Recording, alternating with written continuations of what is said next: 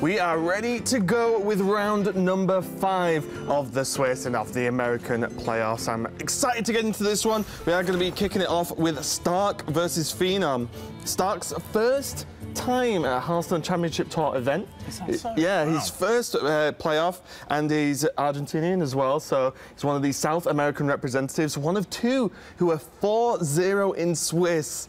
And South America has not put forward a champion before in a playoff or championship, and also have never sent someone to Worlds. And now they have 2 members that are looking very, very strong and have kind of come out of nowhere, to be honest. Those are some good stats, Raven. You sounded really smart just then. Well done. I do try now and again to just sound a little bit smart. Yeah, I mean, we talked about South America as a region in our previous series when we were casting just over there. And it's... As we mentioned, like North America have complained historically that they don't have as many major Hearthstone events as we have in Europe to be able to get a lot of exposure and just a lot of tournament practice. South America, you have to imagine, is just even more so, right? Yeah. So they have to travel an amazing distance even just to go to like DreamHack Austin, for example. So, you know, for these players to step up, and the 2 of them holding a 4-0 record now, that's a colossal achievement for South America. Yeah, it is Stark, and the other player is Diego Diaz as well, is playing in it's both 4-0. It's absolutely incredible. If they make a win on this round, 5-0 is looking not guaranteed, but at this spot, very, very great. You know, like, even if they take a loss, it feels almost guaranteed at this point. Yeah, I think literally everything else has to go against you. If you go 5-0 to 5-2 and you don't make it through on tiebreakers, like, some wacky stuff has happened. Yeah, and this could be a huge deal for these players. We discussed the South American scene in general. I've actually been trying to take a bit more of an in-depth look over the past few weeks, at least, especially with global games. Of course. And I was speaking to one of the South American casters, which has helped me out with some information on a lot of the players. We saw VCT play earlier as well, who's another player from South America. So these guys are coming out strong so far. And for Stark as well, your first playoff, 4-0, and you can potentially buck the trend and really put South America on the map in terms of high-place finishes and potential championship performances. Yeah, and what's interesting to me is kind of the lineup that he's done it with. He's got this hotly contested Evolve Shaman as part of his lineup. Or sorry, Fenom has. He's doing very well at 3-1 as well. Stark, on the other hand, has a fairly mid-rangey lineup, trying to potentially punish control decks, right? He has the Quest Rogue and the Jade Druid and the mid-range Paladin, all 3 of which are very, very accomplished at pushing through slow control decks. You know, mid-range Paladin pushes out the aggression early and then just has too much value later on to be exhausted. Quest Rogue, of course, classical hard counter now to the control decks. Jade Druid has been in that position for several expansions in a row. So you can see why his lineup has done so well. You can tell by just the time of day that we're at right now, in currently round number 5, that this has been a very control-heavy meta game, and Stark is just in a position to punish all these greedy decks. Yeah, and his opponent is going to be Fenom. I believe we did see him a little bit earlier on stream as well.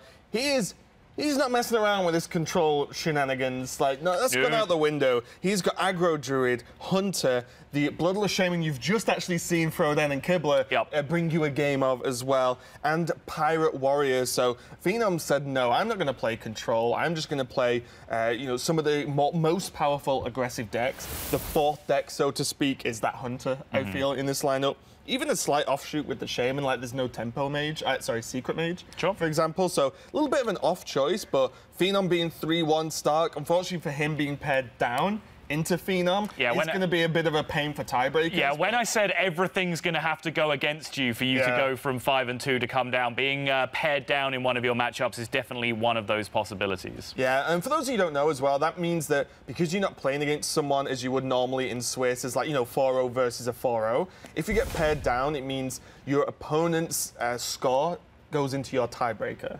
And if your opponent's got less wins than you, then his score's going to be lower, which then means your tiebreaker's going to be lower. So there's a small chance that it could still be a struggle. But up until this point, I mean, Stark's doing absolutely fantastic. He is already, I think, 4-0, doing great for his first time in playoffs, representing South America as a whole, and Argentina specifically as a country is looking absolutely fantastic here. We can check out an update on the leaderboard and what the actual standings are looking like right about now. Stark 4-0, Diego Diaz, the other South American representative. There you go. 4-0.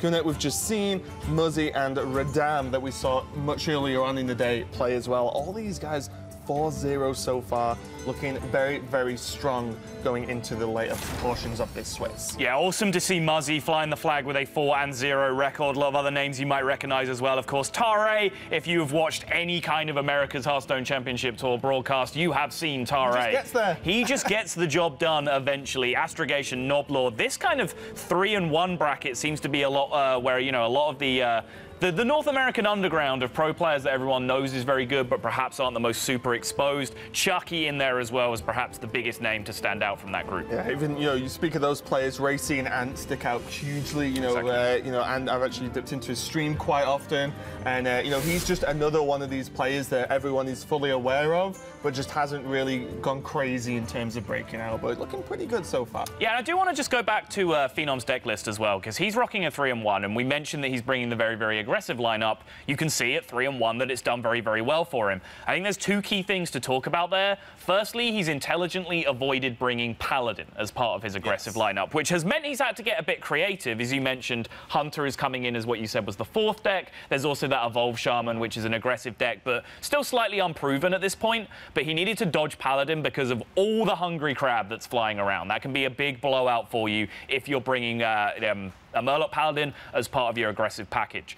Secondly, just the success of this aggressive lineup as a whole is showing that perhaps people have just gone too far down the control road, right? Once you've seen the Zoths and Cairns coming into people's decks, that's when a deck... Whoa. Yeah, that's when a deck that's just jamming 1-drops and hitting you in the face is going to get there more often than not. Yeah, and just while we're getting ready for this first game we've got coming up for you guys of this round, we can check out some of the other matches that are going to be being played out. See PK Snow versus Watt, both 3-1s going at it with a Mage versus Taunt Warrior there. And then Racy and Rusty going at it as well. Rusty looking to play some kind of crazy priest, a double free from Amber somehow. I feel like Rusty has at least 2 and possibly 3 free from Ambers in his hand right now. And also Racy has 0 health at this point. So you see Rusty there taking a win over Racy very, very quickly indeed. But in terms of these players now at 4-0, when you know, whichever players take this win, what kind of position are they in? And then vice versa with the players that lose this,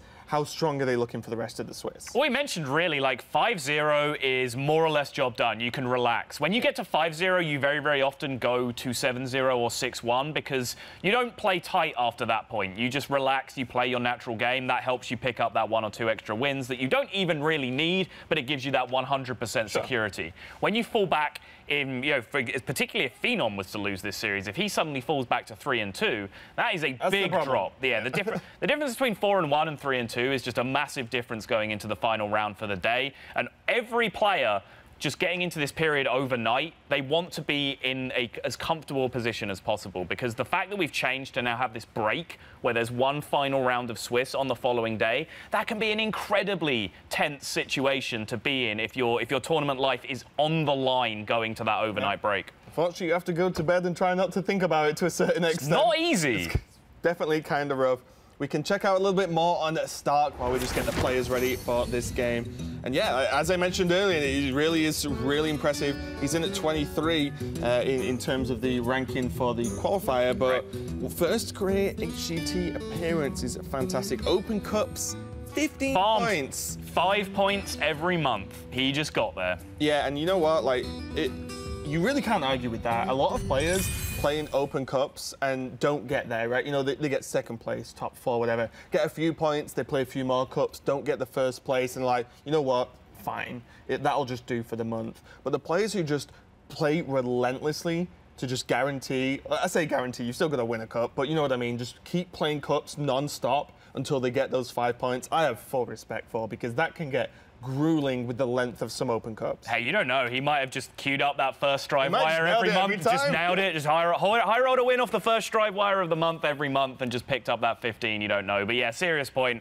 I mentioned before when we were talking about Amnesiac, kind of the mental endurance to just keep going, keep going, keep going. I've seen stories from players on Twitter who enter Open Cups, which, yeah, we haven't fully explained it, but the maximum you can get per month is 5 points for picking up a first place finish. Right, for picking up a first place in an Open Cup, and then you get 3 and 1 and so so on moving down. So I've seen a lot of players posting on Twitter like, oh, I just got my 3rd second place of the month in an open. Do I keep going? Do I really need the 5? Stark has given a very definitive answer to that, which is yes, he's getting that 5 every single month, and he has rode that momentum to a 4-0 now in this playoff. Yeah, and we are ready to get into the first game of this series. We did. Fenom versus Stark. Fenom with the aggro druid, which we will talk about in 1 minute, because I feel like there's a lot to talk about with this list. And then Stark starting off with this Paladin list. Stark, if he wins this match, he is one very firm step closer to being able to be one of the, frankly, few in HCT history representatives in the championship from South America. Right. But Fenom and this druid list, you know I've been playing a lot of aggro druid. And you know I have too. Yeah, and there's a lot of lists knocking around, even just 1 card change list, right? Yeah. Fenom's list is more than 1 card change, I would say. Like, you know, tell us about the list. So well, I'll let you talk about this. So this particular build feels like the kind of build that we've seen people experimenting with Menagerie Warden thrown in as well, because it's playing Sixo's been playing it so many powerful beasts in the mid game. It's got double Shell Shifter, double Druid of the Claw. It doesn't have Bitter Tide Hydra though, which is one of the big inclusions that you really want to have if you're playing that Menagerie Warden list. But apart from that, fairly standard in the early game. He's playing the 4 crab package, which I don't necessarily agree with all the time, but for this tournament meta, it seems pretty reasonable. That's 2 Hungry Crabs, 2 Galacta Crawlers. The other early minions, very, very standard. Vicious Fledgling in there. Then there is a Genzo the Shark for a little bit of gas in the end game, and then double Shell Shifter, double Druid of the Claw. Yeah, and no Menagerie Warden, right? No. So it's just that's what I said. It looks like that kind of list. I just wanted to make sure the viewers. No, you're right to do so. I probably wasn't as clear as I could have been about that, but it looks like that kind of list. But he's just left the Menagerie Warden out and said, hey, you know what? Shell Shifter is a 5-3 stealth. That just gets there. Druid of the Claw is a 4-4 charge. That just gets there. Like, these minions hurt. These minions are the kind of final pushes that I need to end the game. And one of the spots that he's given up to make room for that is the one-off swipe that we quite often see. He's just saying, well, these minions do that same amount of damage, charging a Druid of the Claw or putting a Shell Shifter in stealth, and then they can stick around on the board Sometimes they do that twice. Exactly. Stick around on the board and just have additional upside after that. I know Firebat will be happy seeing a Druid of the Claw aggro druid list. He's a strong advocate of that card. Good. Do you know how often this card does 8 damage or more in an aggro deck? Like, it's crazy. Yeah. Is my answer. But as we go into the opening turns here, Fenom actually ended up innovating out everything onto the board.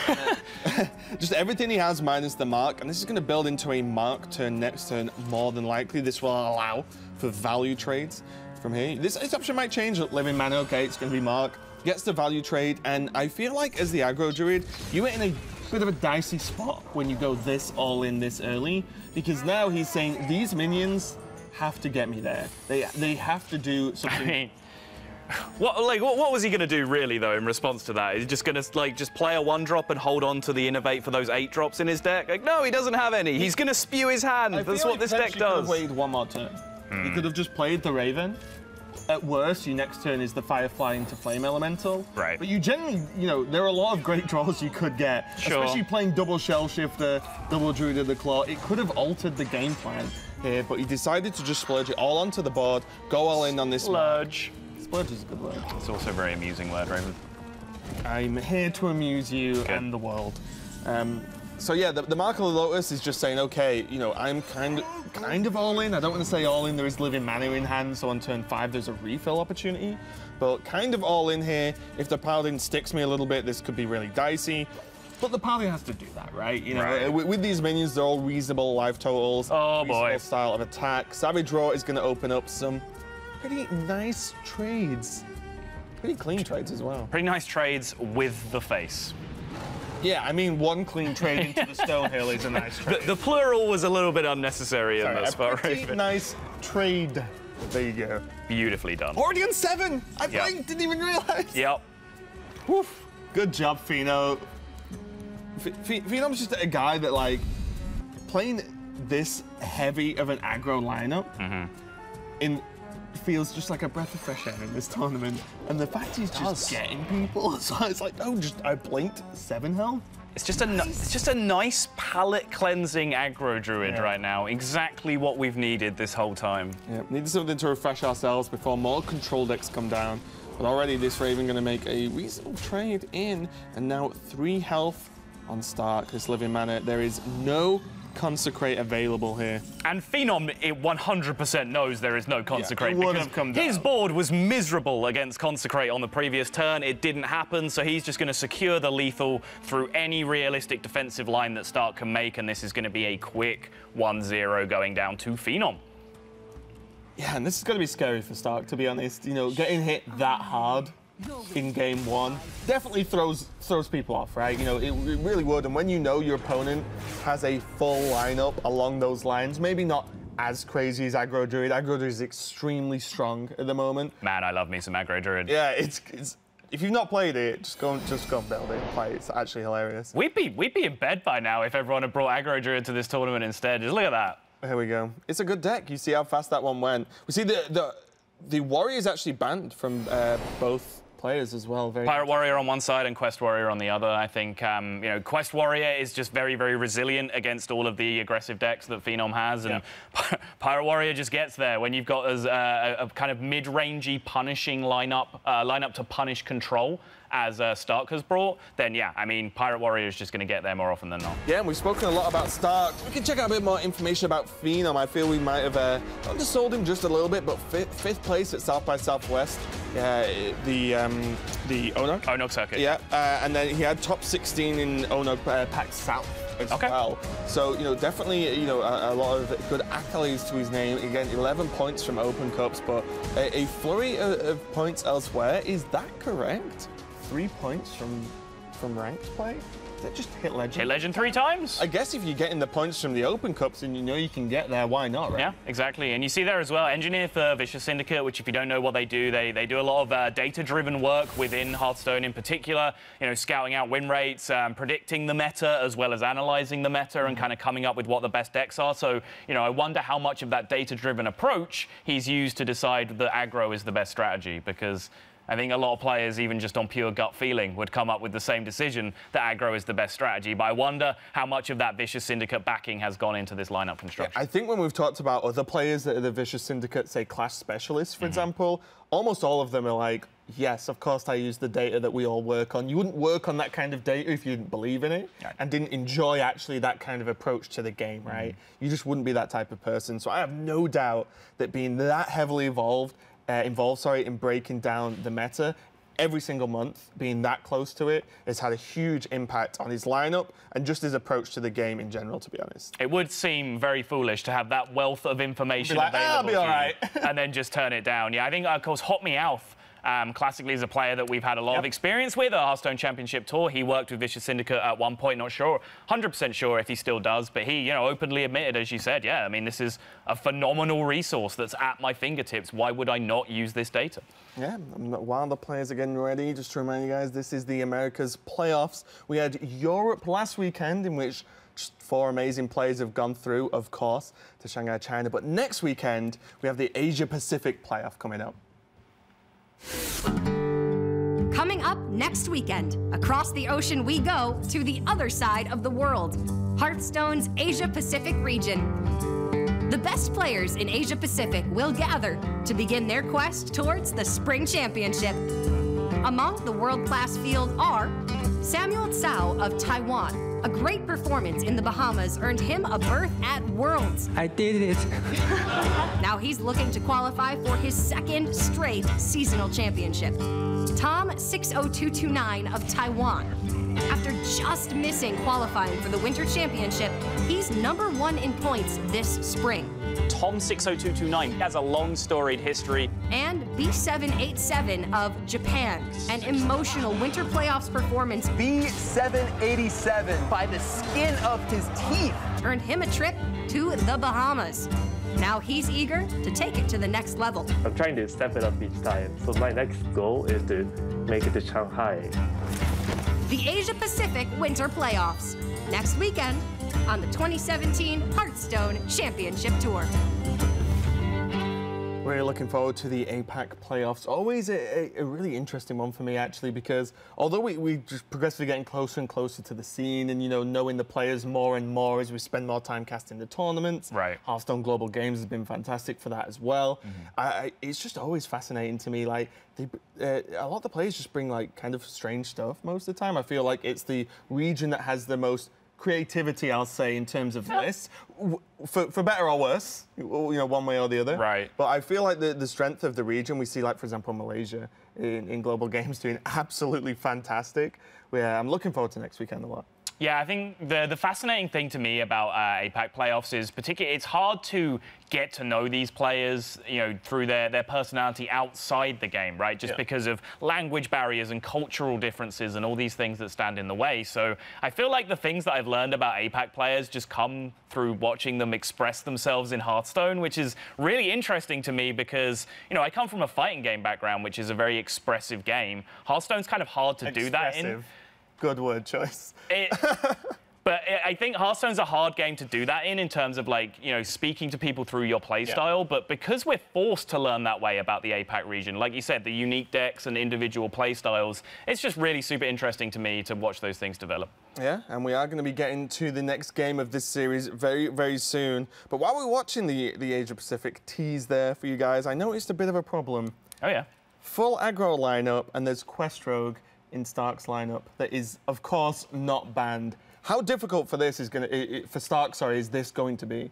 Yeah, I mean, Stark has, you know, paid a little bit of lip service towards beating aggro with his Quest Rogue. He's got the Tar Creepers in there, but then his big security blanket is the Hungry Crabs that he's playing. And as we mentioned early on, Fenom has managed to dodge bringing an aggressive Paladin as part of his aggressive lineup. So those crabs aren't, you know, the Quest Rogue isn't going to have those just nut draws where you hit the crab and you win the game against Paladin available to them. They're going to have to find a way to actually contest the board very honestly with, you know, high-quality minions, Fireflies early on, curve into Tar Creeper as best you can. And that's just a very low percentage out overall. It's just hard. Right, even if you have 3 shots at it with Quest Rogue, it's not that unlikely that it just loses all 3 times, which we're used to being in situations where we say, OK, he's got 3 unfavored matchups, but he only has to win 1 of them. That actually makes him a pretty solid favorite. Quest Rogue can be so miserable against aggro that that's often just not the case. Yeah, it's definitely going to be the hurdle that Stark has to get over to win this series. We are just making sure the players are fully set up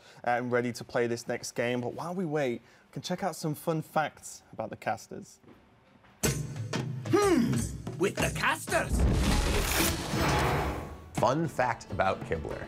I never eat lettuce. I hate lettuce. It's mostly the texture thing. It's like crunchiness. I don't have an appendix. I got that taken out when I was 16. Unfortunately, fun is not something I ever have in my day-to-day life. Most of my fun comes from sleep, I guess. My parents actually used to sort of breed and like look after exotic animals. So I pretty much grew up like with all kinds of crazy stuff. If I go to the zoo and I'm like, seen those, had those. The first time I actually ever did a Blizzard casting event, the Twitch chat started referring to me as Adele. Never mind, I'll find someone like you. I took it as a great compliment because Adele's fantastic, and if I have half the singing chops of Adele, then I'm doing just fine. Sometimes it lasts in love, but sometimes it hurts instead. You weren't kidding. You can sing. Cora can sing, actually, really well. And I sing a lot, badly, but I don't do it here because she puts me to shame. Yeah. Can we just cancel the tournament and just have Cora serenade everybody for the next few hours? That seems like a plan. It seemed pretty reasonable. Also, as well, I don't know about you, but I actually hadn't seen that video yet. No, I hadn't. I was actually like, what did we say for that interview? But apparently, I said nothing. I'm just fundamentally uninteresting by the looks of things. Agreed. Yeah. But we learned some key information about Kibler, which I think was quite important. She doesn't like lettuce. That must be a pain. Here's an interesting fact about me. I have a phobia of mushrooms. Not I don't like mushrooms, they give me panic attacks. There you go, ladies and gentlemen. I cannot believe you just released that fact to the world. I knew this a long time ago. I don't care. Like, people can bombard me with pictures and stuff on Twitter all they want. That doesn't affect actually me. bother you, yeah. Right, yeah. exactly. But we see the players just getting ready. It looks like Stark just checking with an admin that everything is okay. and Fenom looks very, very focused indeed. This is a huge win for Fenom as well, because if he gets this win, because he's been paired, you know, vice versa, we talk about start being paired down. If he gets paired up, then his tiebreaker, his tiebreaker is actually going to look better. So he's in a spot where potentially he's fighting for that tiebreak place, to be completely honest. So this is actually a huge buff for him, as it's almost like a nerf for Stark's potential tiebreaker going on later on.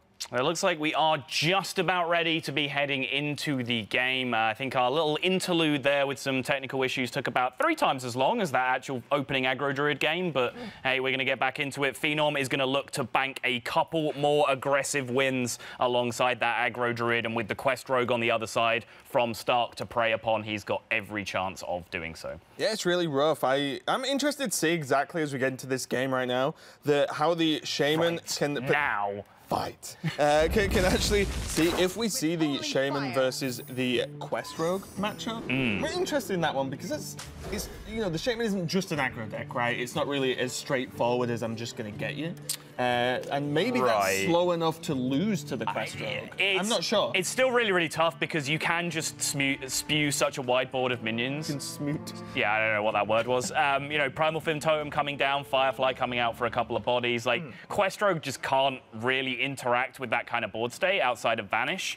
So you just get such incredible value out of Evolve without even really needing to hit your Doppelgangster, back it up with Bloodlust later on. Like, you just get so much threat of damage at all times. Like, the only real way I can see that matchup going well for Rogue is if they just get, of course, the Nuts Quest activation, which is always an asterisk, or if, you know, the finishing blows of Evolve and Bloodlust just aren't drawn by Fenom, and then it just becomes that Shaman wet noodle fight where you just have no real power behind your minions. Something I do love is, I think we talked about in the back earlier, is that it's like, yeah, you know, his deck's all about token generation, board control, Bloodlust, Evolve, Stonehill Defender. It's just like, yeah, a card's just good enough to put in any deck. And you're like, okay, well, I guess. I mean, it is a good card, but it's just hilarious the way this whole deck is built around this token idea.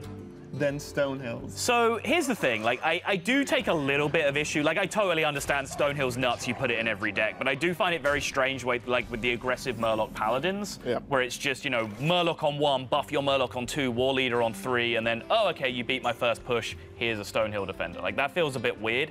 In a token deck, a deck where you're trying to protect 1/1s and 1/2s and keep them around on the board long term, a slightly irritating 1/4 Taunt is actually a pretty effective minion to put in the way of that. Similar to Aggro Druid playing exactly the point I was going to lead on to, yeah. Oh, it's fine. I mean, that's just synergy right there. We just got it. We're one mind. There you go. One terribly confused mind.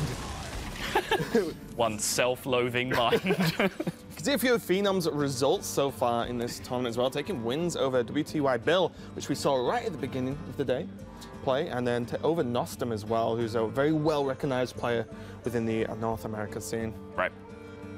So, if you did not catch the early series and you're not quite familiar with this deck, why we're calling it Evolve Shaman, it's playing the basic 2-card combo of Doppelgangster and Evolve, and that's basically what it's trying to hit together. Doppelgangster puts 3 5-mana minions onto the board for 5 mana, essentially. They're 3 2/2s, but they each cost 5. So then you go ahead and evolve that, you get 3 6-drops for 6 mana. Average stats for that ends up being somewhere around 30 total stats across your 3 minions. 14.3, 15.06 in total, which is just a ridiculous amount of value. Yeah, especially when Phenom has the coin, so you can actually just pop that out on turn 5, just even earlier. It's already a powerful combo as it is, but just throwing it out there on turn 5 is absolutely insane. So you see Stark here just having to play a War Leader, and this is one of the, you know, kind of the awkward things about this deck sometimes, where you are just dropping War Leader onto the board. Primal Fin Totem, though. This is a nightmare. I complain all the time about these like card totems, if that makes sense. The 3 health shaman totems. Yeah, exactly. The totems that you actually put in your deck as opposed to hero power. And they're an absolute nightmare because already this 1/1 is a pain to deal with. And then how do you do the 3 to the totem before it's kind of already got more than enough value for the card, right? Because bear in mind, it's even still reducing the thing from below that's in hand. So you're getting so much just instant value from that one turn you drop it down. Noble sack here for Stark. Basically, Stark was just trying to build as awkward a board position as he could to try and get something to stick around to challenge the 0-3. He could have taken Redemption there, but Redemption would have revived a 1-1, added the extra attack of a 1-1 to the board, whereas Noble sack adds the extra attack of a 2-1 to the board instead. So Noble sack just a stronger option in that position. It was all made a complete formality by that Maelstrom portal draw, and now this Primal Fin Totem is just going to run wild all over this game, Raven. Yeah, it really is. I mean, just dealing with this is just an absolute nightmare. And the second you don't deal with it, all it does is compound the problem, right? Because then your opponent's gained another turn to go wider onto the board. And then suddenly, this is how the deck can really come out of nowhere and take wins. The deck does run double Bloodlust.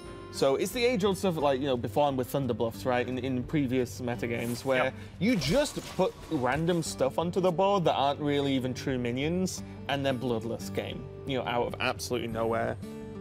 So there's multiple ways that Fenom can make pushes here. Hex is going to be nice if he actually just wants to hold on to this board and Hex off this 5-4, but he does just have Jade Lightning that lines up much better, and you can save Hex for example, Spike Ridge Steed. And just already get rid of that one. Like, basically one of the few minions in the deck, in the Paladin deck, that's going to cause you a huge problem here. Yeah, I wonder whether Coin Totem here is ever worth it, just because, you know, not pressing Totem this turn is potentially just a discount that's completely lost into the ether forever for the thing from below. Looks like it is going to happen, because, yeah, Totem this turn takes it down to 3, you can Totem again, drop it to 2 the next turn. Like, I struggle to see where that coin is being used for value is basically the point I'm trying to make here. There's no coin involved, right? Right. So who cares? Might as well just use it. He actually got to nail the healing totem here as well, which incentivized him to trade in and just remove some of the value from the board. Spike Ridge Steed is going to be played out of potential necessity here for Stark to finally answer that Primal Fin Totem off the board, but the Hex, of course, in hand for Fenom. Yeah, also, not really a board you want to tower him. No. So a lot of the time you're like, I'm okay buffing some of my opponent's minions, I can use mine to trade. Not when it's Hex, clear the minion, empty board, your opponent's playing a token deck effectively, and then you buff them all and potentially get bloodlusted down for game. Look how irritating this board state is. Like, even if you drew Consecration here, you'd feel like you were wasting a Consecrate as to how worthless this board state is. But yet this is going to kill you at some point. I think Stark would kind of wish he could waste a Consecrate this turn, you know. Absolutely. He would waste the hell out of that Consecrate, I wish I could Raven. feel bad about playing Consecrate this turn. Yep. In fact, I have a War Leader, which I actually feel worse.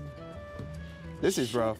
And especially because at any moment there could just be a Bloodlust. And I know you can't always play around Bloodlust, but when the deck is built to be a Bloodlust deck to a large extent, you do kind of have to think about it all the time. Bloodlust would actually be one off in this position if it was just Bloodlust with no other follow-up damage, so he doesn't have to be terrified of that situation just yet. You'd still take the Bloodlust though, right? Oh, yeah. You bank Bloodlust damage wherever you think it's going to be the most damage you're going to get. Right. So Fenom now with the 2 Thing from Below's in his hand, even though they're discounted, he can potentially now evolve those, into 2 7-mana minions if he wants to, but he might be considering that kind of line just a little bit too all-in against potential quality plays from Stark. We'll see how he chooses to ration this out. The second evolve being picked up now gives him so many ways to navigate this. He can Stonehill and play one of his Things from Below and then evolve once to get a 4-drop and a 7-drop out of those 2 Taunt minions that he just played alongside the rest of the board, and then just have a second Thing from Below plus evolve as backup later, even when he draws his Doppelgangster. He might just decide to go full greed and say, hey, I'm happy with the status quo right now. I'm not going to jam and evolve until I draw that Doppelgangster, which with a Manatide Totem on the board is going to be sooner rather than later. Yeah, having this many good options is normally the sign of the game's going your way. And also as well, when there's I can drop a 2-mana Thing from Below, but it evolves into a 7-mana minion. Pretty sick. If I was Stark, I would be angry. I'd be like, this is not how this card should work. Look, he paid 1 mana. It should be a 2-drop. Oh boy. There's Bloodlust. And there's Consecrate though, but is it going to be enough? It is if he equalities as well. And I do not blame Stark for doing so at this point. Yeah, now Bloodlust will be lethal. Stark can see that there are a bunch of cards that have been sat dead in the hand for quite a few turns from Fenom. Fenom can't believe it either. He's like, He knows that Bloodlust would have been one short on the previous turn, so he can still give his opponent credit for having Bloodlust in hand. He just absolutely has to pull the trigger there on the Bloodlust. Yep. On the Quality Consecrate, sorry.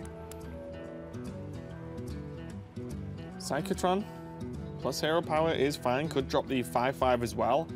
After seeing that Equality Consecrate literally off the top, you're probably okay with just I'll say over-committing to the board. I don't think it counts as over-committing when you're playing a token deck. Like, it's literally what you do to win the game. But I wouldn't mind it at all. Wouldn't mind Psychotron just going down there, because at this point, you've just seen the clear. Now you just rebuild and say, how much do I need to hit Bloodlust, right? I feel like making some 6s and 7s this turn, Raven. You've got 2 Evolves in your hand. You've just seen Equality Consecrate. Like, how good is your opponent's 1 card going to be?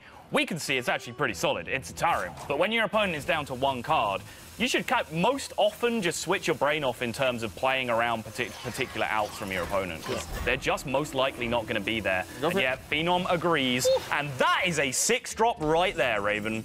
Well, the Fenom's like, that's okay. Just a casual high main, one of the most powerful cards in the game still. It's just a Mana Wraith as well, just a troll Stark to the max. Yeah, I can't play Curator and Hero Power this turn. What do I do? That's real. That Mana Wraith just killed a 1/1. I didn't even take damage. I know. He had Divine Shield. And can attack again.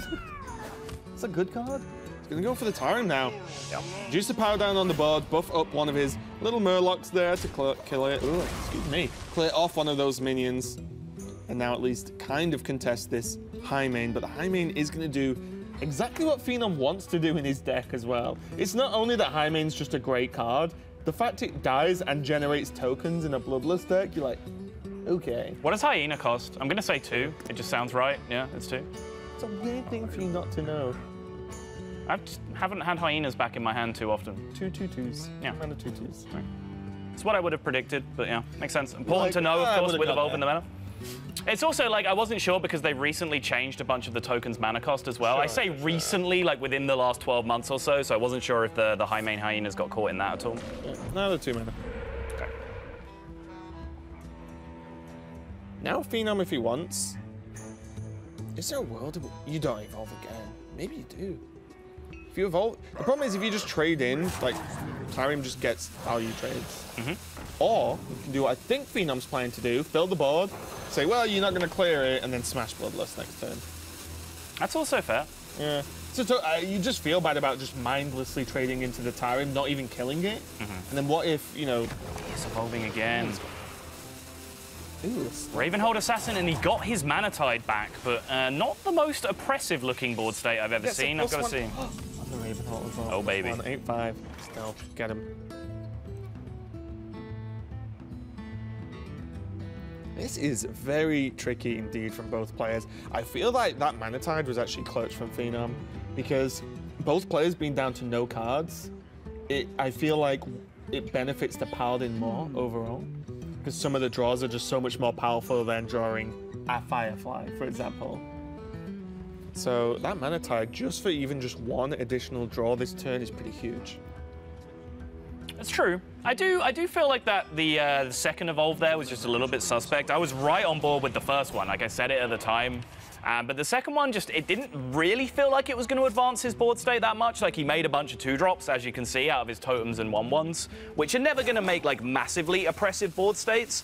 And if there was, you know, a Consecrate or a Primordial Drake coming out from Stark, then yes, your 1-drops and totems get nuked. There's a very high chance your 2-drops just get nuked by the same thing anyway, so it didn't really feel like you were even protecting your board state against anything, and now you've left yourself in a spot where you've got 2 really terrible cards in your deck now in Doppelgangster.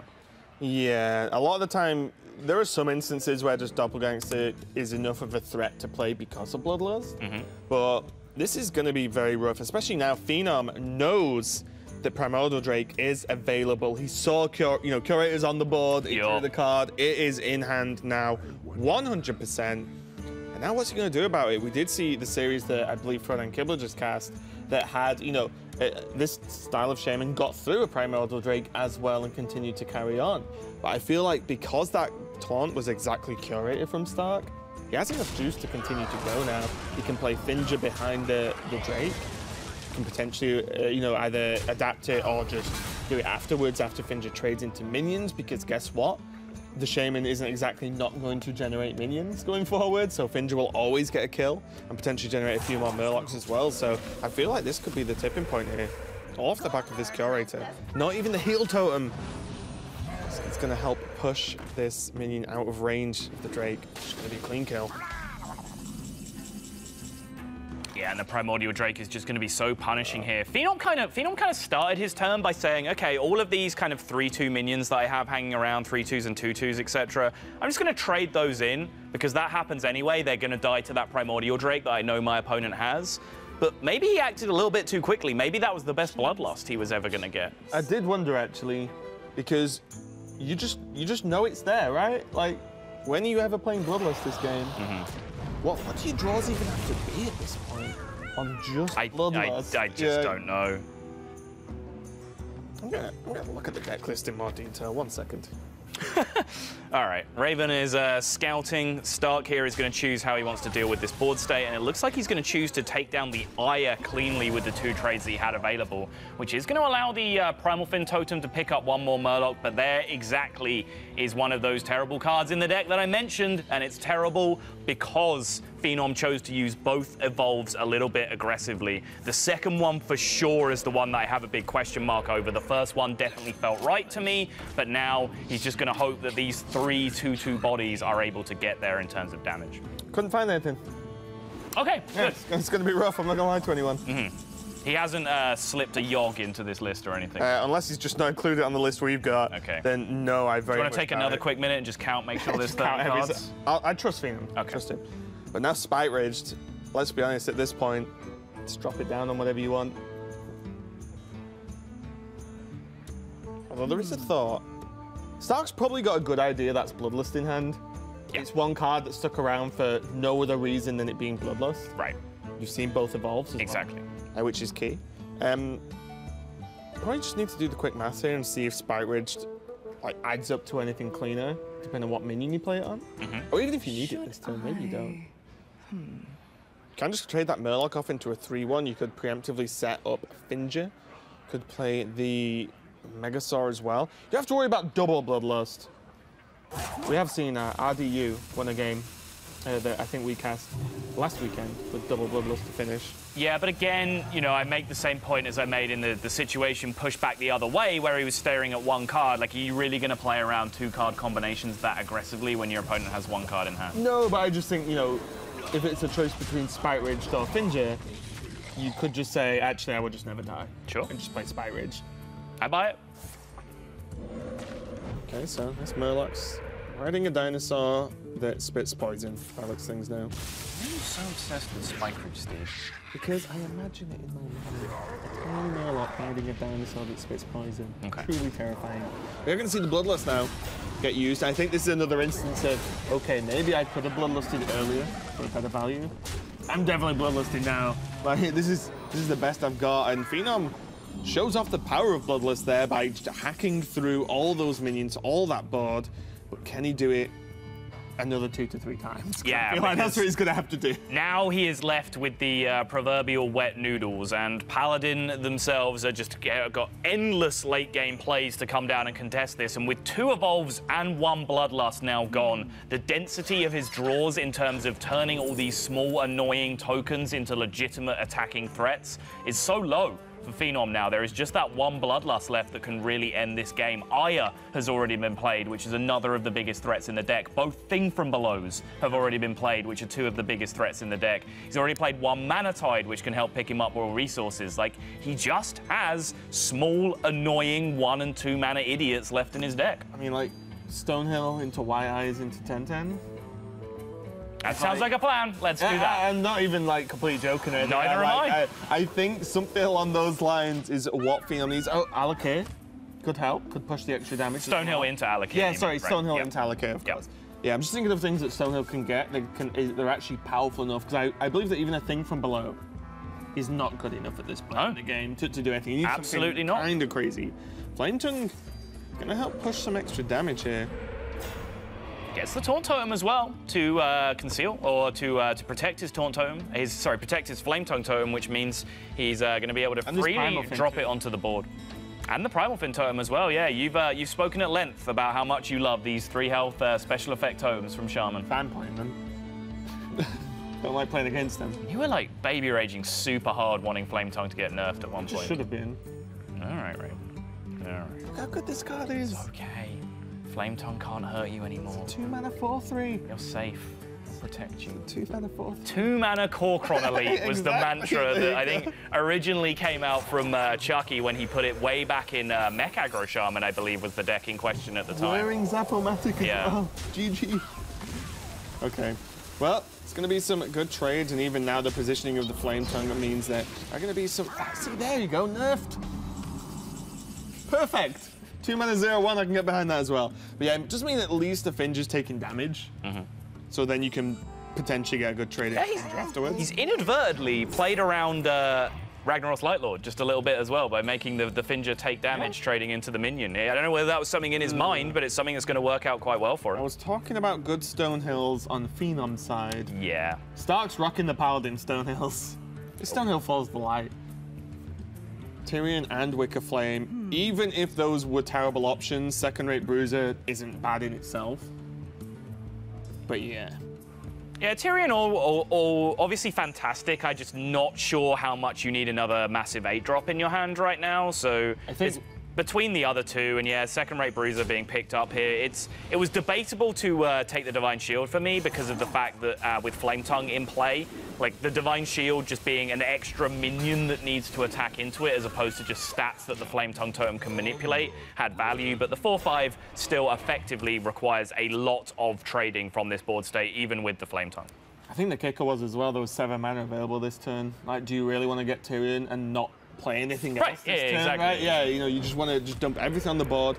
Because I'm pretty sure Stark's hitting the point now where if he clears this board one more time, he wins. Like, there is not another refill coming out here. Cleared. No. I mean, yeah, okay, but did manage to clear it one way or the other. And you saw Fenom just kind of throw his hands up just a little bit at the fact that he drew Firefly this turn, but honestly, what's he expecting to draw? He's kind of drawn everything else at this point, so he made his big push early, Stark was able to survive it, and it's just kind of Firefly quality minions that are left in the deck now. Not sure he's expecting to, but maybe he was hoping for that Yogg. Just not in the this deck. Magical 31st card Yogg. Oh, please, Lord, let me have misclicked and put Yogg in my deck. Then we'll be having a whole different discussion. We would, yeah. And you're going to continue to get value. Wonder how many Murlocs are left. This isn't a Murloc-heavy list that Stark is running. He might be down to the bare bones. Precisely 0. Didn't even have bones. Just down to the bears. Ragnaros looks like it's pretty safe. I mean, let's be honest. True Silver, Ragnaros, close your eyes, pick one. But yeah, I feel like we jam the 8/8 here. He can clear enough of the board state that no one card is a threat to him. No, Stark disagrees. He's going to go True Silver. Interesting, I guess. Wait for an 8/8. I don't care about the health. Yeah. Just get him next. Right, exactly. Like 8/8 on the board, like represent an aggressive threat, and then the True Silver can follow that up with, you know, essentially charge as a weapon on the following turn. Just start going aggressive instead. I think Rag was the correct play if you wanted to force the concede timer on your opponent. But fair. You know what I mean? If you're like, I actually just want this game over right now. I did say Stonehill White Eyes. There's a chance Phenom's going to stick in the game. And with no more Murlocs, Finger is just a 2/2 Murloc now. Aldor Peacekeeper can be used to... I mean, is there any point in using that actually? You're not really saving too much value. Not You can just really. you can just hero power Rag. The Tidecaller just kills the White Eyes. Everything else can go into the Stonehill. You can just use the weapon for the Stonehill if you want. You can actually trade in a manner that leaves the Tidecaller alive. Yeah, I feel like you just trade through this naturally, and then if your opponent gets the 1 in 9 next turn and just tears the Storm Guardian straight off the top, then you just save the Aldor for that. It just makes so much more sense. Storm Guardian, 5 mana 10/10. That is not following the rules. Aldor Peacekeeper will deal with this.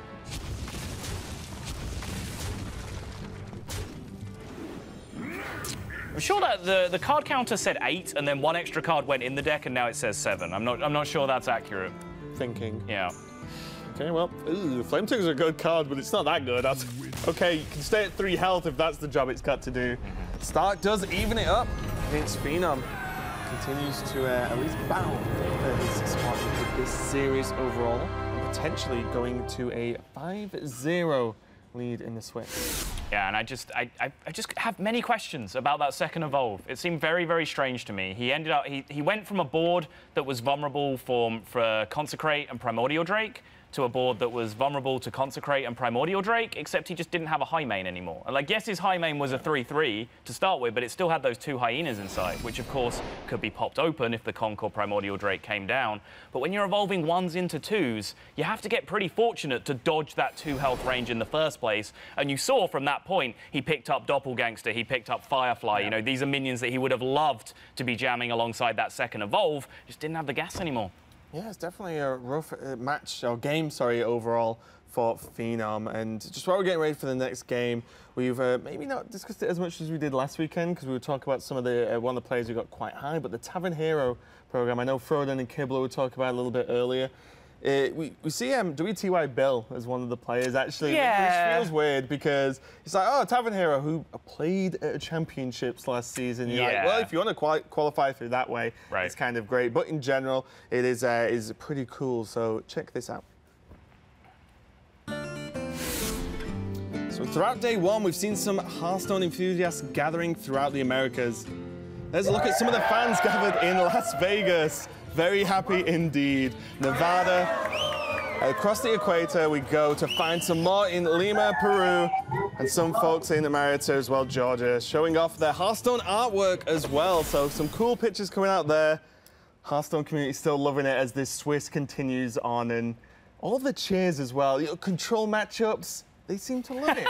They seem to love it. Control matchups just bring out all the hype from the crowds. All the best, actually.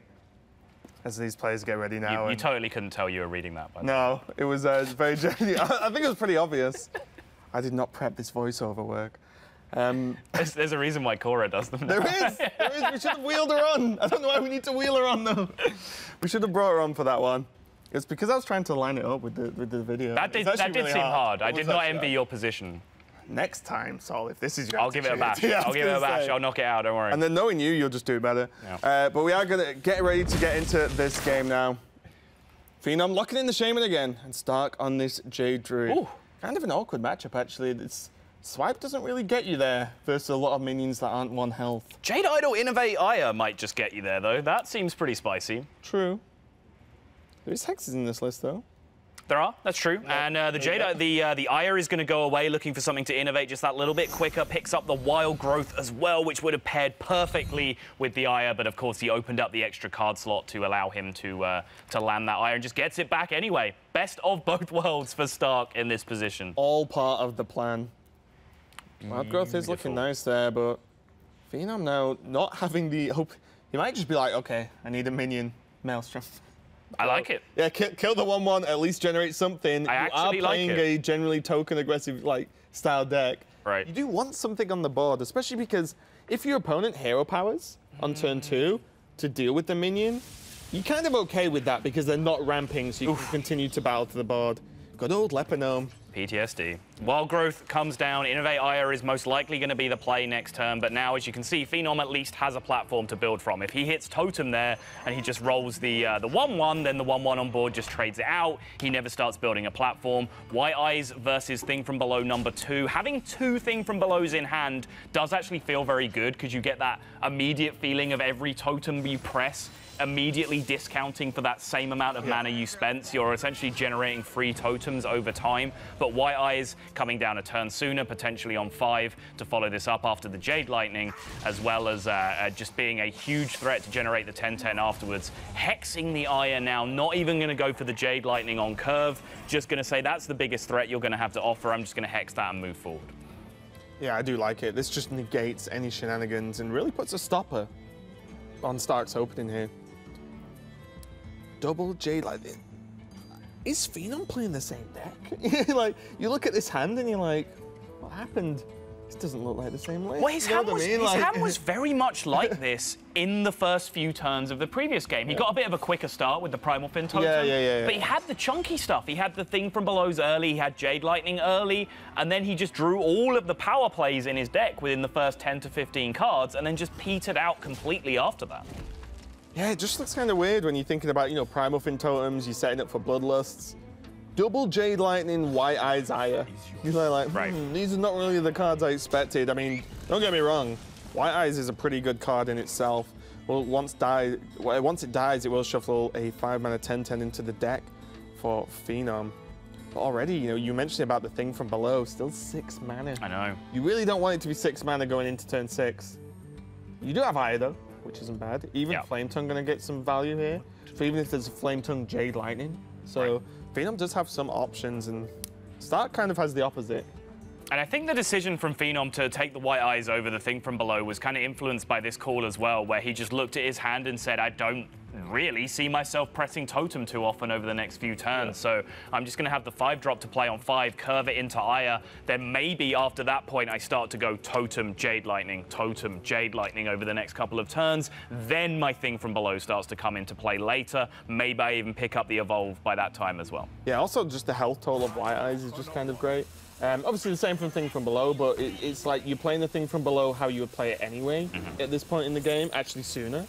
And you've got a chance at the 5-mana 10/10 a little bit later on. Stark is just gonna do what he can here. Just gonna go for the Gadget Zan into the Scales. Cycles 1 card, swipe gonna be nice. He coined it too, so he cycled 2. He coined the sorry, you did coin it, yeah. Right. So he has the Tar Creeper available for the later turns as well.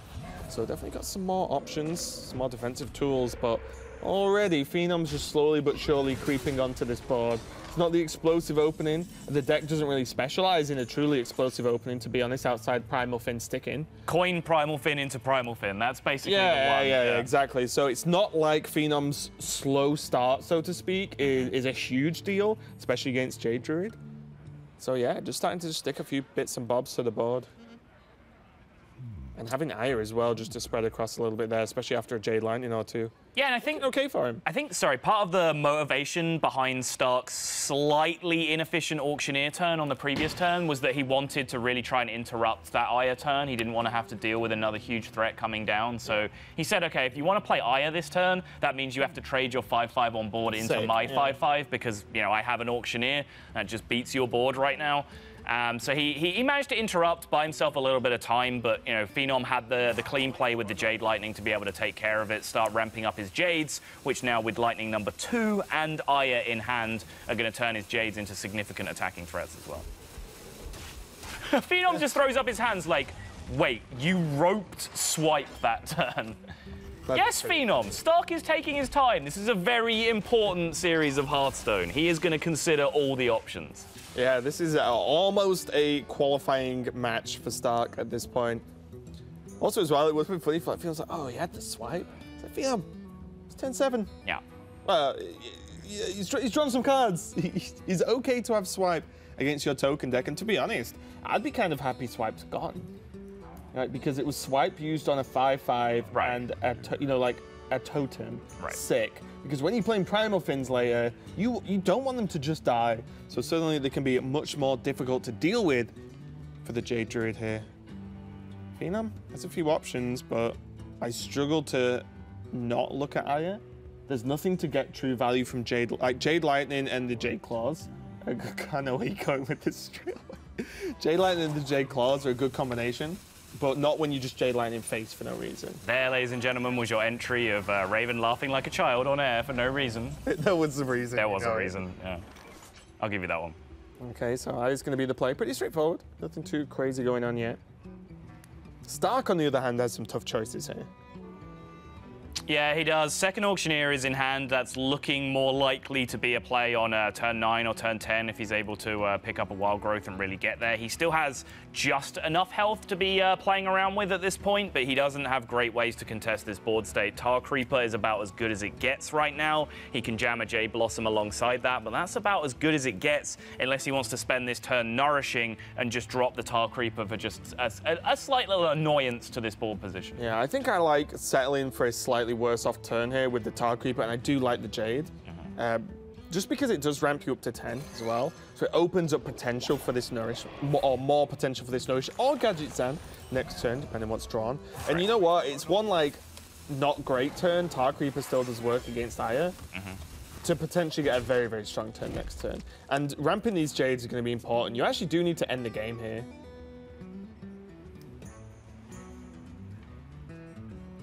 Those things for below is 5 mana. I just feel bad for Fenom. So Bloodsail, Flame Tongue, and Jade Lightning here would enable a clear that preserves the Aya, preserves the main body of the Aya. If the Patches is going to appear on the right-hand side of the board as we see it, so then the Flame Tongue could be placed between the 2/2 and the then Patches. Use that to trade through the Tar Creeper, Jade Lightning the 3/3. That definitely looks like a viable line to me. So you could use the Claws instead with the Flame Tongue and just generate an additional Jade. You could. And start that works stacking too. them up. Mainly because the minion on the board is Aya, right? So you can create a 3/3, and then Aya's going to die into a 4/4. Right. Start stacking up that way, and then just save the Flame Tongue, because the extra damage from Aya, like, yeah, well, from the Flame Tongue on Aya, it's nice, but you could just save that a little bit later on.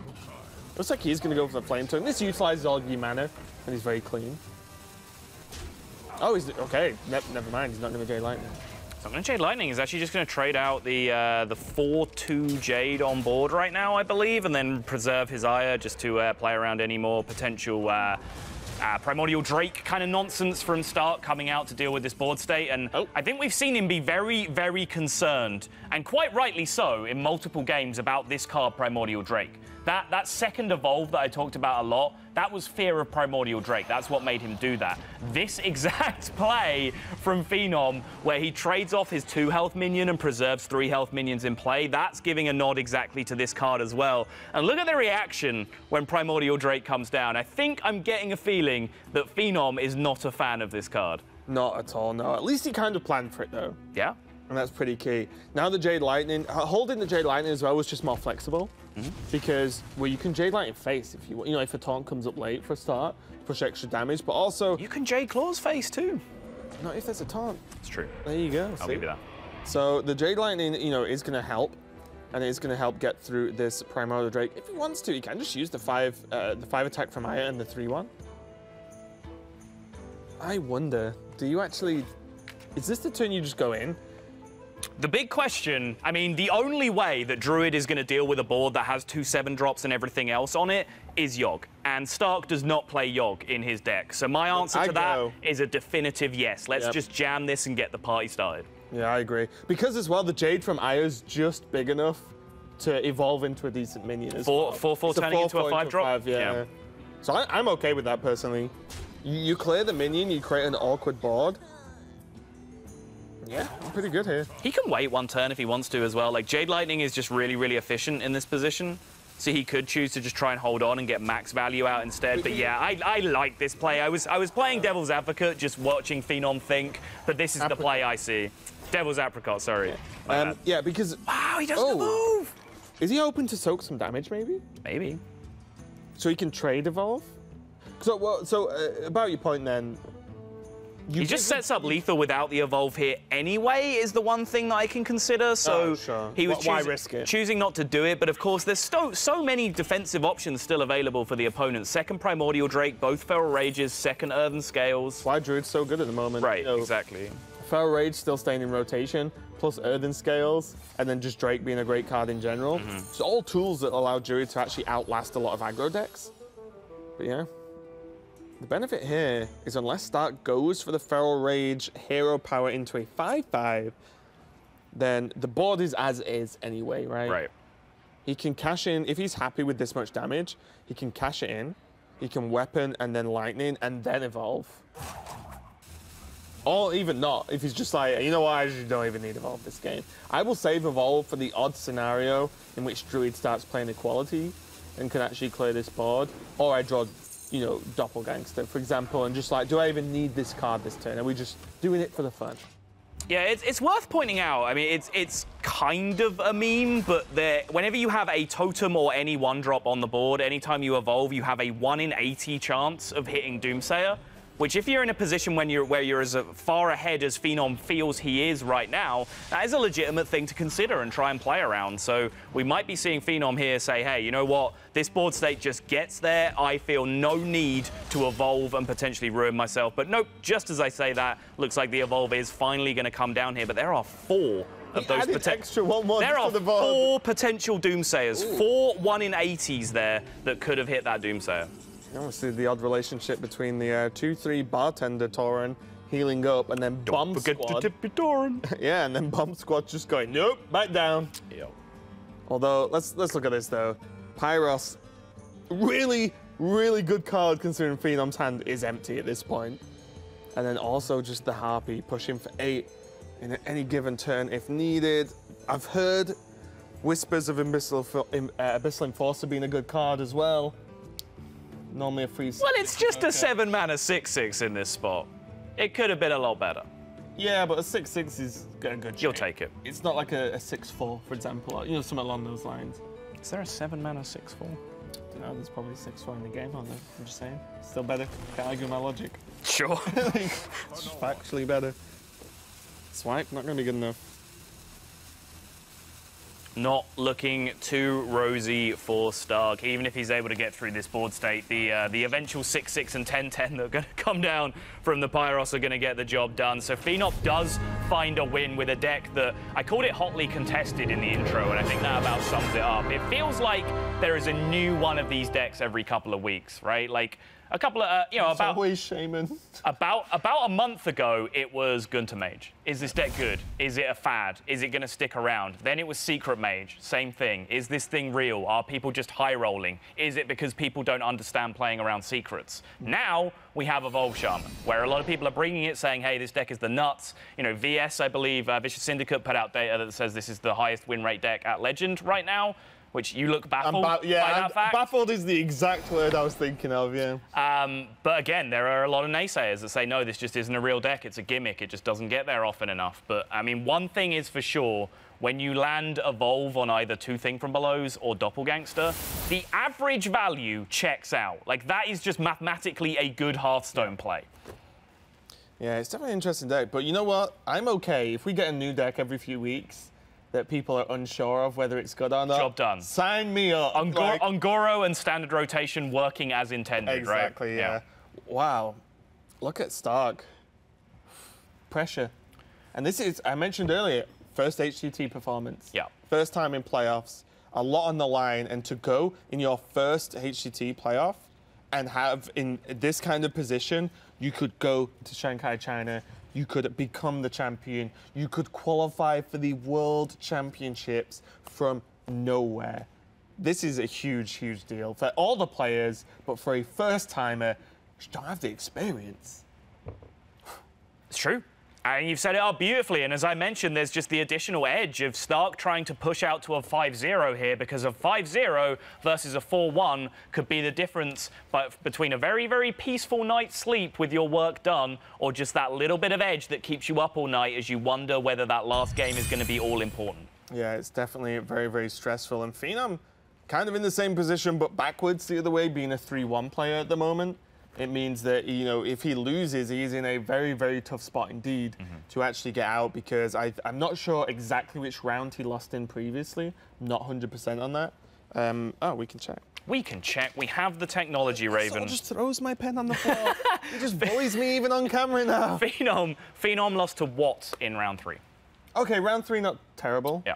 But definitely, obviously not great to just have losses in general. But still, Fenom, if he gets this win, it's really going to help his tiebreaker going into the further rounds. And this is like a key one, getting paired up. It's like, okay, let's get this win. And then suddenly you get that little edge on all the other players who are currently in his squad. Looks like we are just about ready to go. If Phenom's Shaman deck was questionable, if that deck was hotly contested, I think Hunter is another big hot topic as well, because some people think this deck is very, very powerful. Firebat was saying he really felt like Hunter was the nuts last week for Europe.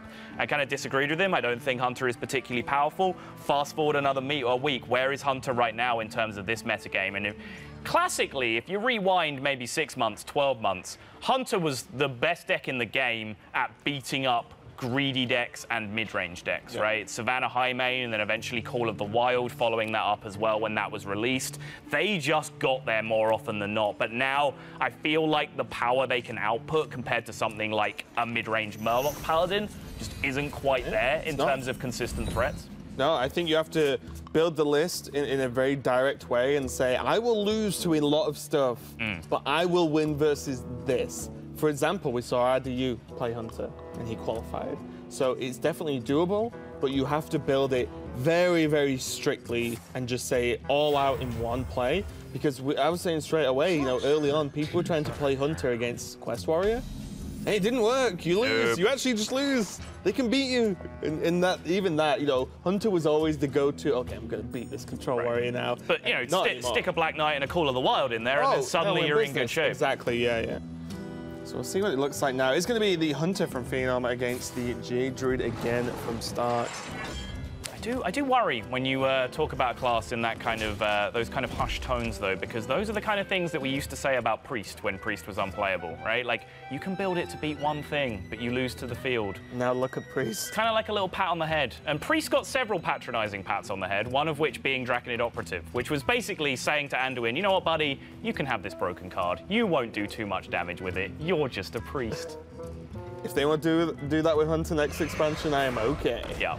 Raven will be doing cartwheels alongside Nathan. That's Admirable Zamora. After we both take classes in how to perform the correct cartwheel. What makes a correct cartwheel? I don't know. That's why I need to go to a class. Fair point. Stupid question, really.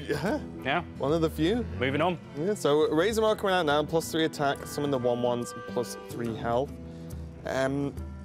This is another problem deck, I feel, for Hunter.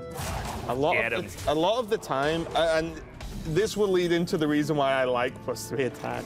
A lot of the time... Is your argument summed up by the 2 words, get 'em? Summed up by SMORC. But yeah, you can push them down to around 10 very consistently. Yes. Doing that last 10 is a problem. Lacking quick shot in this rotation is a huge deal, actually. You only have kill command from hand and sure, Tundra Rhino for 2 potentially, you know what I mean? Sick. But you only realistically have kill commands. A lot of the time you use them to get through taunts to then power through with your minions. Right. But look at Primordial Drake. Then look at Feral Rage, Scales, Jades just as a whole anyway to battle for the board early. Tar Creepers. I was talking about earlier, I'm playing this in Mage at the moment because yes, versus aggro decks, they can't ever really trade that well. This is a small circumstance where, yeah, they get a really nice trade because of the nature of Grandmother being one of the few opposite death rattles. But yeah, you know, they actually struggle to just finish out the game here. Wrath is going to be nice. Well, I say nice as face tanking 6 damage is ever going to be, but this just has to be the play this turn.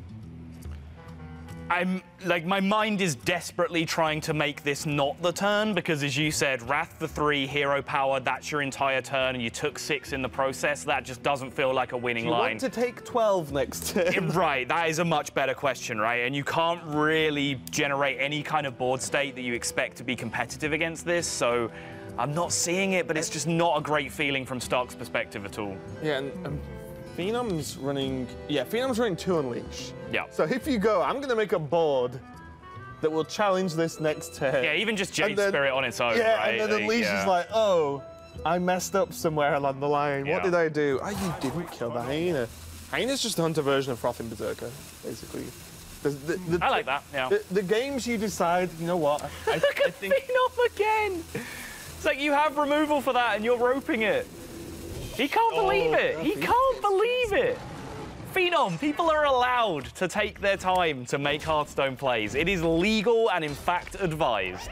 If I was Stark and could see Phenom's reaction, I would rope every single turn. Hell yes. Yeah, he's getting frustrated. 100%. I would hover every card I could over everything I could hover it over and just wait till the rope happens every single turn. Didn't Houndmaster that?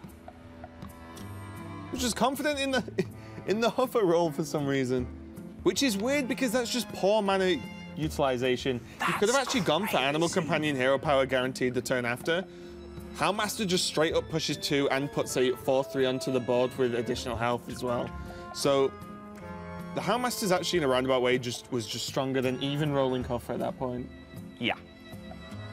Because now his next turn just I have weird. nothing further to add, Raven. Yeah, I mean, so the 2 damage you'd lose by, like, you know, you buff the minion by 2, so there's 2 damage extra, but Hoffer does 2 more. You'd make up with the hero power the turn after.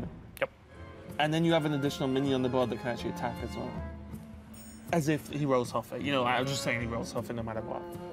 Very, very strange indeed. But what Fenom has done is he's pushed Stark down to 15 very quickly, and Stark hasn't had any great defensive options so far, and most importantly, doesn't have any armor gain, so it's not like he can Feral Rage to buy an additional turn here. Can we just quickly imagine he already had a 5/4 on the board this turn? Yes, it would look a little bit better. Yeah. The hero power button would be covered up at this point. All right. Enough about that. Feral Rage pickup is one little piece in a massive puzzle that Stark needs to solve here to find a way out of this game. But just Feral Rage as a turn on its own is not going to get him anywhere, but he needs to make a defensive line just to be able to stay alive. And little does he know, if Fenom needs to go for straight damage, for lethal, he's got that cut up with the Eagle Horn bow. If he needs to go for board development, he's got double high mains. So this is just anything Stark wants to throw out here as a challenge to Fenom. Fenom has it covered. There is a glimmer of hope, though. This Blossoms going into a Primordial Drake might be enough. In Stark's mind. You know, this is the best of a bad situation. We have seen if there is one thing that Fenom likes to do, it's play around Primordial Drake. Yeah. He will aggressively trade this hover into the 1/1 just to be like, you are not getting value. It doesn't do anything against Primordial Drake. No, but though, maybe right? he's just got it ingrained. He just wants to trade away as much as possible. But no, this is the... So... I mean, the natural play here, if you're going to pretend Primordial Drake isn't a card, you do Bow, because Bow's worth at least 5 next turn anyway. This is by far the best way to play around Primordial Drake, is put your opponent to 1. Yeah. Okay, pretty good. Yep, I like it. Story checks out. That means if there is a... So I double check the numbers for you there, so just in case you made a slight mistake. I was confident. Covered, yeah. Primordial Drake, if it's in hand, is now a completely dead card because Hero Power will just end the game on the follow-up. And speaking of dead cards, Stark is looking like he might be a very dead boy right now. I was talking earlier about a lot of the time Hunter fails to actually finish off the Druid, you know, past 10 health or so. But if you look at the open hand, you know, Primordial Drake, Iron, for example, just those just sitting around long enough, made it not good enough for Stark. And Fenom is going to take the win and knock Stark down a peg or 2. But still, Stark is still in it. You know, the hopes for the South America players and making it into the, you know, winning this event, making it to the championships as well are still there. But that is a huge, huge win for Fenom there. Yeah, and the evening that Stark is going to be in for is going to be in stark contrast to how it could have been if he'd have won. And Fenom, his reaction in stark contrast as well, as he was delighted with the situation. Stark has now potentially been brought crashing back down to earth. What are you giggling at? Doing the Stark ticker in my head. Was that 4 or 5? I was thinking like industrious. So I was doing a lot of references potential in my head. I just went with stark contrast. That's fair enough. You got to work with what you're given. But yeah, cool series overall. Nice to see some aggro decks, although I felt like it took as long as a control lineup anyway. Overall, some of those games were pretty long, but we're going to check in with TJ and Admirable